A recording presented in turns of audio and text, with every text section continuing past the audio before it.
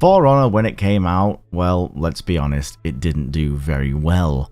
You don't have to go far to hear complaints about the early issues For Honor went through, the laggy experience, the constant disconnects coupled with the various balance issues, frustrating new players, and ultimately, For Honor was on a path set for failure, with losing 50% of its player base within the first 2 weeks and then 95% in 3 months. With For Honor being a 3-dimensional fighting game with gameplay mechanics that were unconventional and new to the fighting game scene, For Honor opened up its doors to many new players that maybe were not experienced within that genre. When the game was released, it placed players that had experience against those who were new. This showcased a serious skill gap at the start of the game's life, and instead of the new fighting game players trying to learn and become better, most of them obviously put the game down and moved on. This matchmaking problem didn't get alleviated either still to this day, but Ubisoft didn't give up on the game despite the generally bad reputation For Honor had been receiving. Then the Season 3 Celebration Tournament exacerbated the current balance and bugs in the game. The event was won by someone who claimed he hadn't even played for 2 weeks, and then proceeded to use an unlock exploit to ultimately win the tournament, and then players were just randomly falling over. If you ask members of the For Honor community at the time, many will say it was an embarrassing time to be a For Honor fan.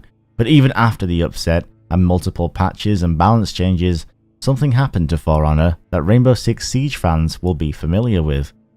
Ubisoft, despite their negative press lately, have been proving to the gaming community that they are not one to let their games die despite the challenges that maintaining such a game can bring forward. For Honor fills that niche in fighting games in which it tries to cast a wide net to garner a bigger audience, but the mechanics and the foundation is there for you to vastly improve. For Honor is the embodiment of easy to pick up but hard to master, and just when you think you've mastered it, you'll get shut down by a vastly superior player. It's these changes the game has gone through, the dedication from the For Honor team that has ignited a passion from the game's community, spawning content creators like Illustruth who focuses on important discussions about the current game and the game's future, which sounds all too familiar to me coming from a Dark Souls discussion background. And maybe if you look at the big picture, it's passionate fans of the series that keep the For Honor team motivated enough to battle through the harsh but at the time deserved criticism and make the changes the game needed for it to become the 8th biggest game in PC Steam's history in the month of August. For Honor sat at around 8,000 concurrent players, then with the latest expansion Marching Fire set to go live in the month of October, For Honor went free to own for a set amount of time, topping their concurrent players to 216,399, which is an increase of 2,537%. But this brought on some new challenges. The Steam reviews have been mixed on For Honor ever since launch, but this new wave of brand new players that have picked up the free edition doesn't help.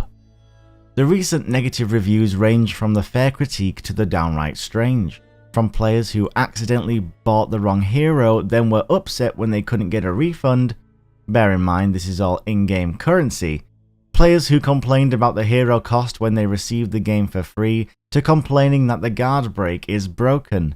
For players who might not know what the guard break is, it's basically a grapple that gives you a free hit if you land it, but it can be countered by also pressing the guard break button when your opponent goes for it as well. You cannot counter it, however, if you have just dodged. Now the reason I bring this up is because I feel the negative reviews, and by no way should Steam reviews be taking that seriously, but anyway, they are a testament to players complaining about mechanics they just don't understand. When players with less than an hour in the game are complaining about balance, you just have to think, maybe you're just bad. Well, of course you are, you're new to the game. Once you get into it, you'll find the things that you thought were unbalanced were in fact you just being new to the game. For Honor has a giant skill ceiling and skill gap, and with the matchmaking being not very good, I think it's understandable when new players get frustrated fighting someone who's just purely better than them. My only critique on their critique is you shouldn't be blaming the game. After putting over 200 hours into For Honor, the changes that need to be made in my opinion are the following. Matchmaking or the party system needs to be different. The Orochi spam needs to have a look at, and I also feel as though Orochi needs an unblockable, Conqueror Shield Bash needs an adjustment, the Lawbringer and the Shigoki need a rework, and the Reflex Guard needs to be removed. But that's my opinion, and those with greater knowledge of the game will most likely disagree. With the beautiful aesthetic For Honor showcases, it brings home this childlike glee I find within myself.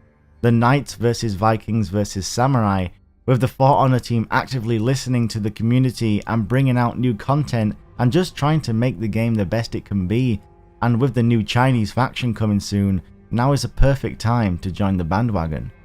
The entire reason behind this video is I personally feel we should credit developers who are actively trying to better their initial product. That, and I randomly decided to pick up For Honor again recently after not playing it since release, so all of the changes they had made throughout the course of its life hit me like a truck.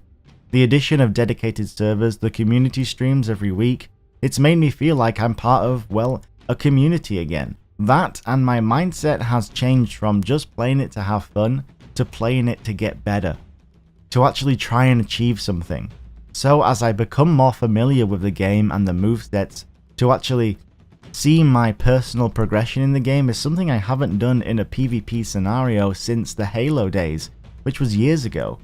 At the moment, For Honor is pretty much the only game I play right now, and I don't plan on stopping anytime soon. With that said, if you play For Honor or if you're interested, I currently stream it every single day on my Twitch channel, so if you'd like to stop by, that would be awesome. As always, I've been Paragon, take care, be good to one another, and I'll see you next time.